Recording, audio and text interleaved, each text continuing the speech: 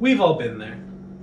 The fast food cravings are hitting you hard, and you want nothing more than a delicious, juicy, slightly unhealthy McDonald's Big Mac. How do I know? Because I too have fallen victim to the call of the Big Mac on multiple occasions. But what if I told you I have a recipe far superior to the Big Mac? For the last couple of years, I've been diving into odd food combinations such as the Twinkie hot dog and the ramen taco. But less odd and more delicious is the recipe I will be sharing with you today. The Big Mac pizza is by far one of the most delicious recipes in my cookbook, satiating all you could want from a Big Mac. Today, I'll be taking you through the ingredients and tools you'll need, as well as the steps you'll need to take in order to create your own Big Mac pizza. So let's get started. As with any dish, we have to start off with the ingredients and tools needed to make such a fine specimen. Lucky for you, if you don't have them at home, you can find them at your local grocery store. So let's start with the ingredients.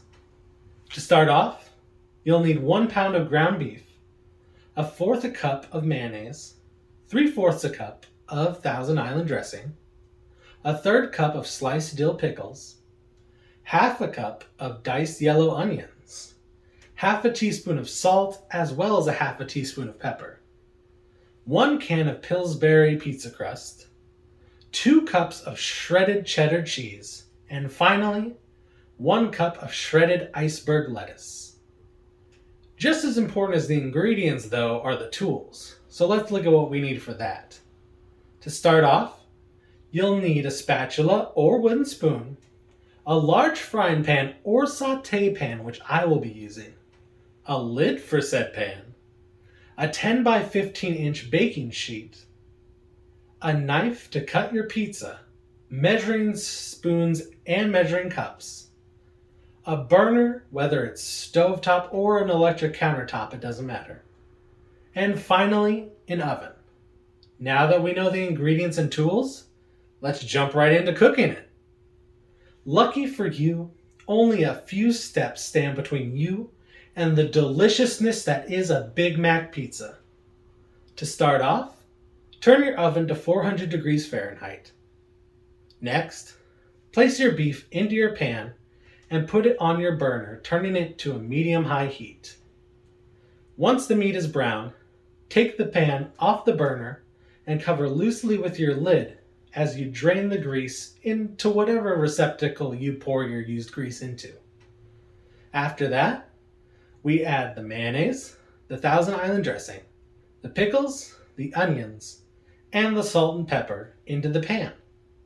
With all those ingredients added, we add the pan back to the burner and stir until we've incorporated the ingredients together, completely covering the beef as best we can, and then remove the pan from the burner once again.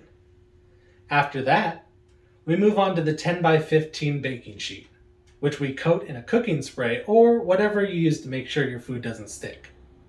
After that, unroll the pizza dough and place it in your baking sheet, pressing it until it forms to the baking sheet's edges. After that, we place the baking sheet into the oven for 8 minutes. After those 8 minutes are up, we take out the baking sheet. Next, we spoon our beef mixture onto the crust, making sure to spread evenly and remaining around the edges a slight crust if you prefer that. After that, we sprinkle the cheese evenly over the beef mixture as well. With the cheese spread, we put the pizza back in the oven for about 6 minutes or until the cheese is nicely melted. Once the cheese is melted, take the sheet out of the oven and let it cool for about 5 minutes. Once it's been cooled, sprinkle your lettuce across the top as evenly as you can and let it cool for about 2 more minutes. Once those 2 minutes are up though, it's time to cut your pizza, serve it, and enjoy. There aren't that many steps, and the end product is definitely worth the wait when you see it in front of you at that moment. Whatever you want to do with the pizza is fine, as long as you follow the list of ingredients that I have listed, as well as follow the steps as I've laid them forth. But creativity is up to you. Add bacon, add whatever you want to add to your normal hamburger, and it will come out delicious. There are a few things I'd rather have than a Big Mac when I'm having those fast food cravings, but the next time that craving hits you, maybe you'll think of this recipe and just give it a try for yourself. I promise you won't be disappointed.